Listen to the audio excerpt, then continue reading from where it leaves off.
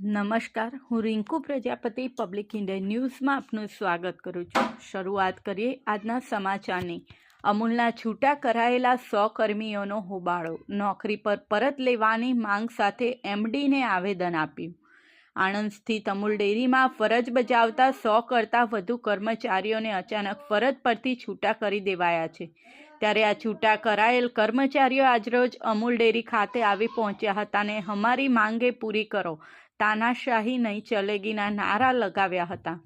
ત્યારબાદ અમૂલના એમડીને આવેદનપત્ર આપી આ નિર્ણય પરત લઈ પુનઃ કામે લેવાની માંગ કરી છે। સમગ્ર વિશ્વમાં નામના ધરાવતી આણંદની અમૂલ ડેરીમાં ફરજ બજાવતા 100 કરતાં વધુ કર્મચારીઓને ગત તારીખ 16/11/2024ના રોજ ટેલિફોનિક જાણ કરી રાતોરાત છૂટા કરી દેવાયા છે। ત્યારે આ છૂટા કરાયેલા કર્મચારીઓને છેલ્લા 3 દિવસથી અમૂલ ડેરી વિરુદ્ધ મોરચો માંડ્યો છે। ગત સોમવારે ડાકોર બસ સ્ટેન્ડ ખાતે આ તમામ કર્મચારીઓએ ભેગા થઈ વિરોધ નોંધાવ્યો હતો અને આગળની રણનીતિ બાબતે ચર્ચા કરી હતી।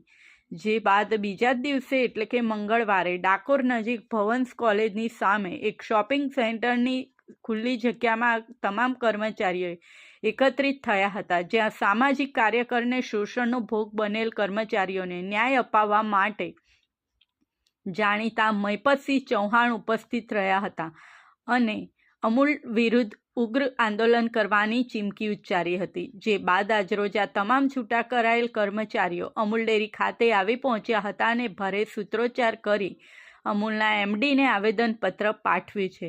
સર્વ સમાજ સેના તેમજ કરણી સેનાના હોદ્દેદારો આ છૂટા કરાયેલ કર્મચારીઓના વહારે આવ્યા હતા।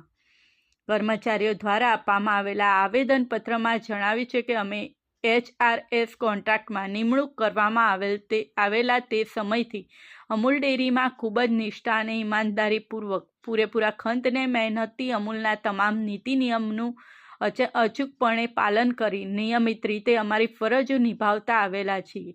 અમે અમૂલના કર્મચારી છીએ અને અમારી તથા અમારા પરિવારની રોજીરોટીને જીવન નિર્વાહનું આ નોકરી એકમાત્ર સાધન રહેલું છે। હાલમાં છેલ્લા કેટલાય સમયથી અમૂલ ડેરીમાં આંતરિક રાજકારણને લઈ અંદરોઅંદર ખેંચાખેંચ ચાલી રહી છે, જેને કારણે અમૂલ ડેરી જાણે એક રાજકીય અખાડો બની ગયેલી હોય તેમ પ્રતીત થઈ છે। અમૂલની આ બાબતને અમો નિર્દોષને લાચાર કર્મચારીઓ સાથે કોઈ જ લેવા દેવા નથી ને અમારી તેમાં કોઈ પણ પ્રકારે હિસ્સેદારી ન હોવા છતાંય અમોને અમૂલમાંથી અચાનક ગત તારીખ 16/11/2024ના રોજ અમારા કોઈપણ પ્રકારના વાંક ગુના વગર અમને પૂર્વ નોટિસો આપ્યા વગર કે કાયદેસર રીતે અમોને જાણ કર્યા વગર અમારી ફરજો પરથી રાતોરાત છૂટા કરી દેવાયા છે। અમો તદ્દન નિર્દોષ છીએ અને અમારું